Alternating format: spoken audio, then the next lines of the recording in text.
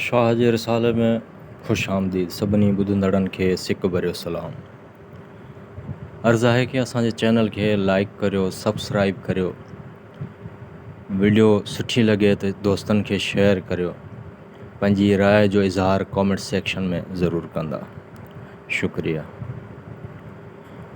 Raw क़रीबन कुवत कयो वेठी वर चढ़ां, उन अज़ाबां अॻई मादर छो न मरां, अदियूं जो न अव्हां सो मां सुर सरतियूं, अदियूं अघी आहियां पिरीं पुॼाणा, से कोहियारा कीण विया साजन सियाणा, जे ससुई सेबाण सी वञ केच करारिया। हक़ीक़त हिन हाल जी जे ज़ाहिर करियां ज़री, लॻे माठ मिरोअन खे ॾूंगर पवन ॾरी, वञनि वण ॿरी ओभर उभरी के न के। हक़ीक़त हिन हाल जी जे ज़ाहिर करियां ज़िबान, लॻे माठ मिरोअन खे रसी सूर शुबान, टाकर टके कान जबल सभु जली वञे। सारियां थी सबील पर तक़सीरूं पाण ॾेई, मतां मूंखे छॾीं आरी ॼाम असील, वर वलहन जा वसील रस रहबर राह में।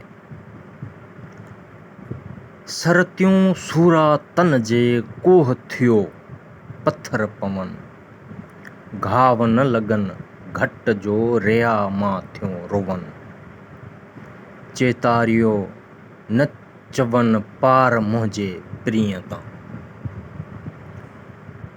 कंहिं पर रोवां पिरींअ खे अंदर नाहे उसाट, लोहो का लकन में वेरी मथे वाट, छपर में छोंछाट ॾिठम ॾुखोयन जा, कंहिं पर रोवां पिरींअ खे पुॼण नाह पचार, अंदर थी आहूं करियां खाणी मंझ खुमार, विरहे जी गुफ़्तार ॿे भत ॿारोचन में।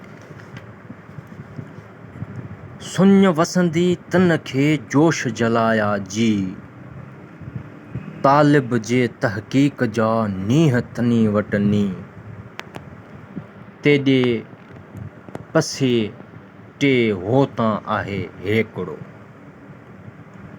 ॿियूं ॾेई ॿिन खे हलज पासे हेक, वर न सहे वेक तूं तेॾी टियाऊं करी, अञा तूं अवाट वाटां पासे वेसरी, सोहीं थी सवाट त मंझां दिल दग लहीं, ॿान्हीं पसी पब मथां का मंध ॾहीं, अॻियां क़ौम कब ए काली आॾो केच खे।